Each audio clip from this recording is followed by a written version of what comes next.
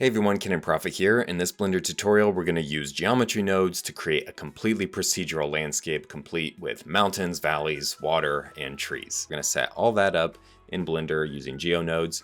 If you want to download the working file, you can always head over to Patreon and download that. Otherwise, let's go take a look at how to do it step by step, jumping into Blender. So to get started with geometry nodes, just grab any object in your scene, go to geometry nodes, and create a new GeoNodes network inside of there. And don't worry, we are still going to delete the default cube. Gone. Now let's press Shift A and add in a grid. Because we want the flexibility to be able to adjust the size and scale of our grid, this will be kind of our overall landscape object here. So I'll just scale this up, something like 100. Go ahead and delete my light and camera. And if you want to see the geometry of your object, you can just enable wireframe there. So let me grab that and let's add some geometry. So I'll go 100 by 100, just so we have a nice level of detail to work with to start out. Go back to solid view. And I'm not actually going to reference the spreadsheet up here. It is useful, it has a lot of good information, but I'm just going to close that out, just so we have more space. So now the first thing we're going to do is displace this grid based off of some noise, which is pretty easy to do. All you need is a set position node and drop that in. And then you probably also want to add a little bit more detail. So let me add a subdivision surface node and drop that in as well. And then now this set position node, let me grab this. We have this offset socket right here that we can attach something like a noise texture to. So I'm going to use a Musgrave texture just for demo purposes. And I'll set this Musgrave to about a 0.1. And then I'll feed that into the offset. So now we get some displacement right here in our plane, which looks pretty cool. You can see we'll start to get kind of a terrain look. If I take this setting down just for demo purposes, you can see it's trying to displace the object in all three positive axes. So X, Y, and Z, it's trying to distort it based on this texture. So to get that leveled out, we can use a combine XYZ, or you can use kind of another fun way, which is multiply by the normal. This way makes a little more sense to me, just in helping me visualize what's going on here. So if I add, this is a vector math node, I breezed past that, but not just a math, vector math. And if I multiply the Musgrave texture by the normal of the object, which we can call the normal by just adding in a normal node. So there's some nodes like the normal and position node that will, just by default, when you add it in there, it'll grab the data from whatever object your GeoNodes network is on. So now we get the normal of our object and we can feed it into the multiply node. And so now this texture is being distorted just along the normal of our ground plane. So that takes care of the problem of it being in all different directions. And then if you want a way to adjust how much it's distorting, you could duplicate, Shift D, duplicate that multiply node. And now you have a value here that you can play with, which is pretty cool. I'm actually going to delete that Musgrave texture and add in just a plain noise texture for now, just because we do want to get a little bit of that classic noise in there. Okay, and I'll crank up the detail a bit. All right, so now you can see we get more of that kind of dirt ground. And if you want to get fancy, you could do a set shade smooth. And now you have a ground plane that you could, scale, and it'll procedurally react, and you can adjust the noise and things like that. So that's kind of level one of procedural terrain in Blender. But now we want to do something like mountains, get some different formations in here, mountains, valleys, and maybe some water. So how do we kind of advance this? Well, if we use exactly the same principles here and displace this ground using an object instead of a noise texture, then we can get a mountain in there. So I'm going to press Shift A and add in a sphere. I'll just do UV sphere. So if we Control Shift click and view that small little sphere down here, so we can make this bigger. I'll go by 10. An easy way to get rid of the viewer, get back to your group output view, is just delete that viewer node. And now we're back here. And what I can do is add in a transform node in case we want to transform this sphere even more. And now we need the position of this sphere. So we can get that with a geometry proximity node. Drop that in, feed it into the target of this geometry proximity node. I'm going to move our noise down here. Actually, I'm going to move it up because we're going to need this later. So I'll move it up here, but I'll disconnect it for now. Control and right click gets rid of that. Okay, hopefully you can still follow what I have. This is just the noise we created. And this is our sphere down here. So now if I take the distance output of this geometry proximity, what distance is this? Well, this node is calculating the distance of our sphere to the object that our geometry nodes network is on, which is our grid. Okay, I mean, actually it's our cube, but we turned it into a grid. So we already have the distance from the sphere to the grid right here with this output. And what we can do is say offset our grid by using the distance of this sphere. So we can feed it right in there. And yeah, it does that, which is awesome. So thanks for watching. Hope you guys enjoy. All right. So it's doing the same thing. It's trying to distort the plane based off the sphere, but it's going in all three directions. So we can, just for demo purposes, let's utilize these nodes. Let's feed this into that multiply node and get it going just along the Z direction. And now that's distorting more in the direction we would anticipate. But now what we need to do is move this sphere down below the ground plane. Because if we look, it's a good bit of it is above the ground plane. So that's why we're getting this strange distortion. So what we can do is slide down the Z axis like that. Get it below the plane. And then this is kind of a weird thing, how it's going in the positive. You can just distort it the other way. Okay, so now you get kind of a hill. Now, you might think, well, this is not at all really what we want. And it's not, but we kind of want the best of both worlds. We want this noise texture and the displacement of our sphere to be interacting with the ground plane in a way where we can get a distorted mountain effect by using the position of this sphere. So if that's clear as mud, I will show you more of what we want to do here. So I'm going to disconnect those nodes. I'm going to move these over here, and I'm going to add Shift A, add in a map range node. And I'm going to tell this use the factor of the noise texture as the value of our map range node. Use the distance of our UV sphere as the max input for the map range node. And now feed all of this into our math nodes right here. And if we set this to a positive value, you can see we are starting to get exactly what we want. It's very subtle here. But we're getting essentially positive, in the positive Z direction, we're getting distortion of our noise texture only where our UV sphere is hitting our grid, the distance from the UV sphere to our grid. So now if we start to make this distance be a little closer to the grid, we start to get a mountain that's turning into kind of a crater because we have the value clamped. So if we unclamp it, then there we get this beautiful mess. So now we can adjust this value, make the sphere go a little lower. Oops, other way. Till we get something like that. Little baby mountain. And now that you're happy with the distance of the sphere from our ground plane, we can adjust the max height here. And now, Kinnon's not crazy. We're getting exactly what we want. So I hope it's kind of a convoluted way of getting to this point, but I really wanted you to understand what each node was doing and how they were all working together. So basically, using this noise texture, the value of our map range node, and it's being distorted based off the distance the UV sphere is to our grid. And that's kind of it. It's really as simple as that. Now, the next thing is to modify this noise and make it be something that's a little more like an actual terrain.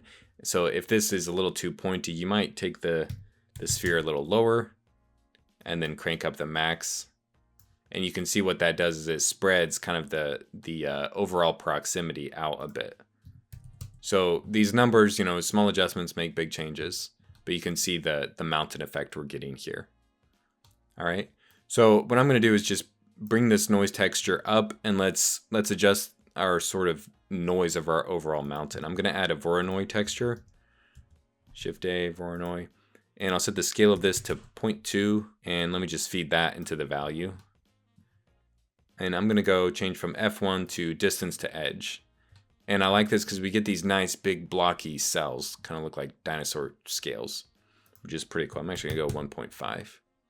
And this just allows us to get these big kind of chunky rock looks in to our mountain. And what we can do is now add a Musgrave texture, which I had earlier. I'm going to move this up here. I'll feed that in so we can take a look at this. So the scale really should be about a 0.1. The dimension will go 1.5. All right, and now I'm actually going to just add these two together with a math node.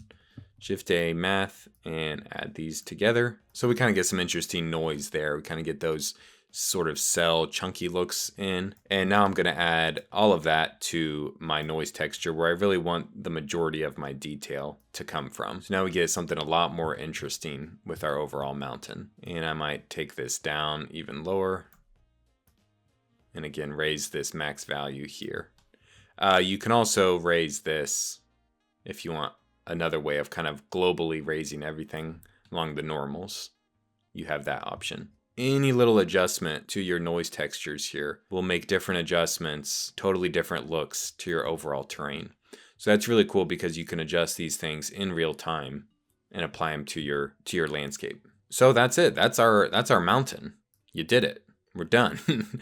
Now, a really simple process is to just duplicate this and make a valley. So I'm going to grab all of this, Shift D, duplicate it, bring it down here. Let me organize my nodes. Hopefully you can see what I'm doing. Okay, I might move this over here just so we get a little bit of real estate.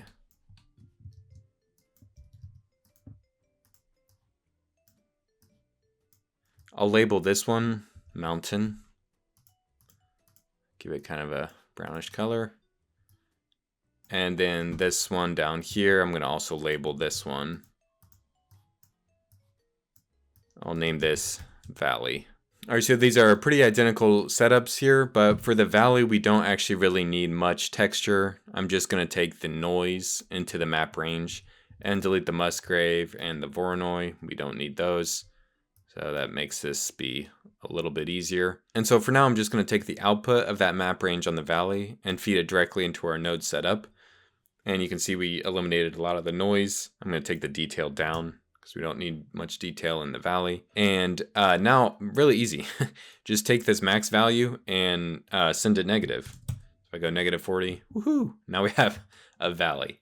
But we have this transform node right here, and we can move our valley anywhere. So I can also scale it. I can make it, go all over the grid if I scale along the Y. This is still too much detail, so I'm actually going to go really low on my noise texture, just get a little bit of marbling in there. But now we're kind of seeing the geometry from this sphere. So let me try to just crank up the detail of our sphere here just by adding more segments, and that seems to work pretty well. So let me turn off the grid here. There we go. I might add a subdivision surface also on that sphere there. Now we don't see those geometry rings from the sphere. All right, so we can move our valley around wherever. We can scale it along the X and Y.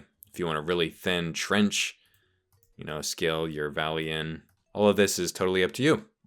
So there you go. We have, if I toggle between these two, we have a mountain, we have a valley. But obviously we want both. So let's add a vector math node and just add them both together. Grab both map range outputs, make sure it's set to add, take the vector output into that multiply, and now we have mountain and valley together. Okay, so you can move this valley around. It'll go through the mountain. So it is, it's being added. So you get exactly how math works. Valley adding to the mountain. And move my valley in front of my mountain. And I'll scale my valley a bit. I might also move my mountain. So I'm up here in my mountain transforms. I'll move it over here some. Get a nice position, maybe off to the side a little. And then I might adjust my map range node to get a little more height in there. All right, we've got a mountain, we've got a valley. Let's get some water in there. The water is really, really easy to do. All you need to do is, let's see, we're done with this portion. Let me grab my grid, subdivision surface, all of this. So after your grid, after everything is kind of set to smooth, you're going to need a join geometry node. And we're just going to grab another grid. And you want it to be the same size as your original grid. So I'm going to go 100 by 100. And you actually don't need much geometry at all unless you're going to do some noise displacement. But I'm not really going to do that. And just feed that directly into your join geometry node. And look at that. You've got water. Nice. All right, so we want to adjust that. So let me add a transform node. And now we can slide this down along the Z. And look at that. Fills up your valley there. And you can even do, procedural water animation there, which is pretty cool. So that's the procedural terrain. You did it. Not that many nodes. It's really easy. All of this is totally customizable. You can change it around, and you have a completely procedural terrain set up using geometry nodes. So if you want to go a step further, you obviously want to assign materials to these objects. So I'm going to create a really, really simple water shader here. So I'm going to go to materials, name this water. I'm going to change my geometry nodes network to a shader editor. And this is the water material. I'm going to delete the principled BSDF, and I'll add in a glass BSDF. Put it in the surface. I'll set the IOR to 1.33, and the color I'll go kind of a blue.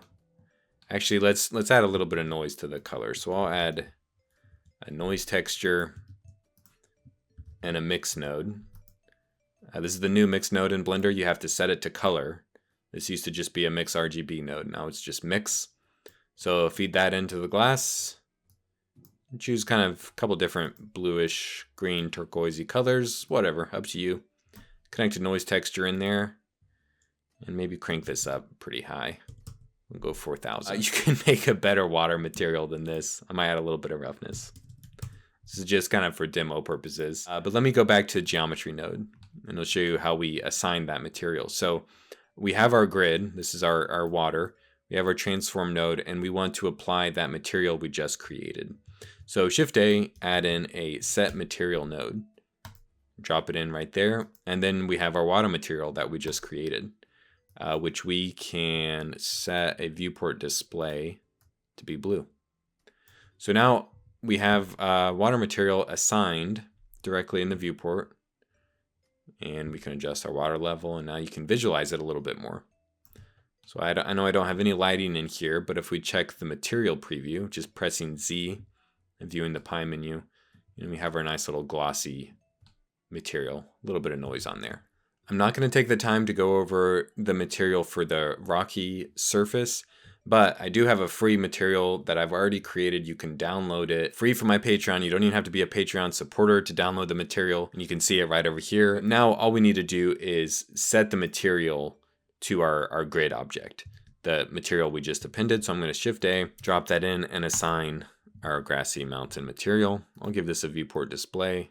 And hopefully, if everything's working together, this material is actually being mixed based on the normal of the object. So if the object goes above a certain height, we have kind of a gradient in there where it turns it into rock, and the rest is grass. So let me add, right now, this is a good time to add just a simple sky texture in here. All right, so I've got my sky texture in here. I messed with these settings a little bit, but you can see I'm using cycles, and our material is working pretty effectively. So obviously, like I said, this is not a materials tutorial, but you can tweak these as you see fit. Of course, there's the aspect of trees. What happens when we want to add some trees to all of this? Well, I'm glad you asked. You want to go after your displacement, so kind of where we do our mountain and valley, and then we displace it here. After that fact, somewhere in here, you want to add your trees. So let me give us some space here for that. This is very easy to do because it's just a simple scatter of points and then instance trees on those points. So I'm going to do a distribute points on faces node and drop that right in here, and you can see everything turns to points. I'm going to go to solid view just so our viewport doesn't chug. And I'm going to set this to Poisson disk, and I'll set the density down to 0.1 and the density factor down to 0.1 as well. And I'll show you why, because it'll chug once we get the trees in there. And now our terrain disappeared. So what we can do is take the output from everything up to this point and feed it into that join geometry node.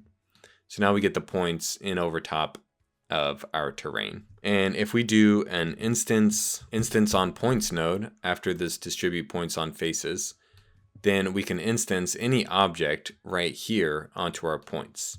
So if I add, for example, a sphere and feed it into our instances, we get spheres all over our little habitat here. And this is a good example of the first issue we have, which is if we're setting this up to all be procedurally interactive, you'll notice that we're going to have trees growing where there's water, and we don't want that. So what we can do is take the transform information of our water grid here and have the trees avoid growing based on the position of this. So we can use a ray cast node actually in this situation. So let me grab our grid and transform node, bring them down here, and I'm going to add in a ray cast node right here. I'll plug the geometry into the target, and then we get this is hit group. We can plug that into the selection of our instance on points.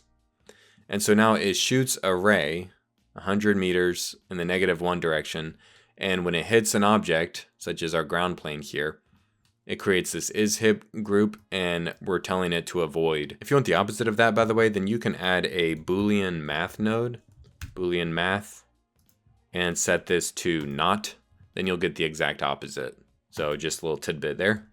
I'm going to get rid of that. All right, so now we succeeded. We don't have points growing there along the ground plane. But what's cool is we can also use this to adjust the factor of how high the points are. So if I set the ray length down to 10, you can see it starts to avoid points being grown up this mountain. So if I start to drag this out, then points will be scattered up the mountain.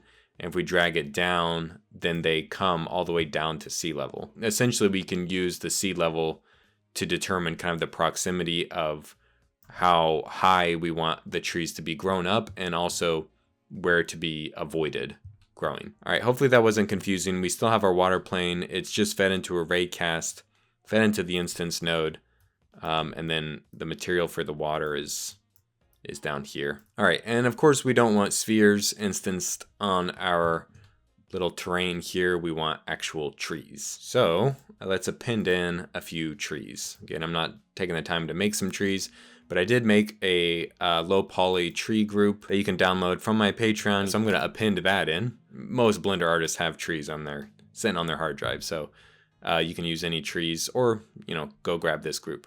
The reason these are really low poly trees is because when you get into instancing large scale trees, keep them really highly detailed, then your computer will just chug. So you can see they look pretty good from a distance. All appreciated. Just going to move them to the side here, have them not visible in that group. But what I can do is grab this group from the outliner directly into my geometry nodes network. And let's delete our spheres and replace our trees as the instance objects. And you can see it's instancing the entire group and keeping the transforms where they are, which is not at all what we want. So we want to pick instance, first of all, use relative position, separate children, reset children. And now they're all set directly on our ground plane. They're way too big, so you could scale down the actual tree objects and apply the scale if you want, and that'll scale them down right there. But a better way, having a little more control over them, is to adjust the scale in a random fashion on this instance node. Give myself some space here, and I'm going to use a few random value nodes. So the first one is a float. I will do 0 to 1 as the scale. See what that looks like, and we need to take this down. So I'll go 0 to 0.25 That looks a little closer to the scale we want. Shift D, duplicate that, and I'll set this to be a vector so that we can get, these numbers. Anytime you see numbers stacked like that, that's just X, Y, Z, X, Y, Z. So the minimum for the X, Y, Z can be 0. The max, this is the rotation factor we want here. If we just plug this in, it'll rotate. You see a max of 1 in all 3 axes. So we just need it to be able to rotate on the Z. So you can set this, I don't know the correct math here, add a random rotation value and the trees will be randomly rotated. All right, so now we have a nice little habitat here, a nice little island environment that's completely procedural. You can, of course, adjust the density factor. And as long as your trees are low poly, then it won't chug too much. If you want even more, you can crank up the density max. And remember this ray length value, if we set that lower, then they start to disappear from the top of the mountain. If we set it higher, then they start to creep up the mountain a bit more, like so. If we adjust our water level here, then the trees go with it. And you might have to adjust the ray cast. But let's see what happens when we start to bring that water level up.